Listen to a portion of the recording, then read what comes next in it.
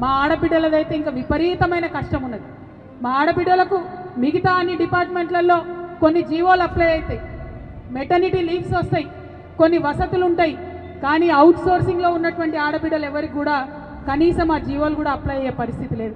మరి అన్ని రకాలుగా టెస్ట్ చేసి రూల్ ఆఫ్ రిజర్వేషన్ అప్లై చేసి మెరిట్ చూసుకొని ఇంటర్వ్యూ చూసుకొని అన్ని చేసి తీసుకున్న ఉద్యోగులే వీళ్ళు. ఏదో ఎట్టికి వచ్చిన వాళ్ళు కాదు, ఉట్టిగా సెలెక్ట్ అయిన వాళ్ళు కాదు, రికమెండేషన్లు వచ్చిన వాళ్ళు అంతకంటే కూడా కాదు. అయినా సరే మరి వివక్ష అన్నది కరెక్ట్ కాదు.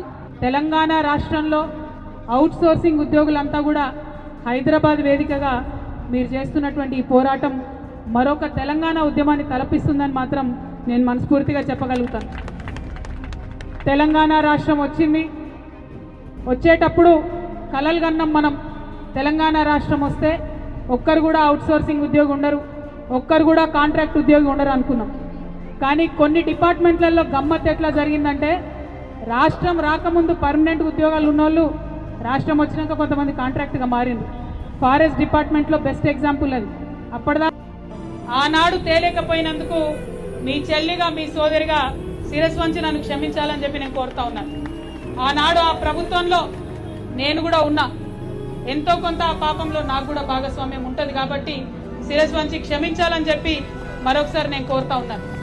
మరి బీఆర్ఎస్ పార్టీ అవుట్ సోర్సింగ్ ఉద్యోగుల్ని లెక్క చేస్తలేదు కాబట్టి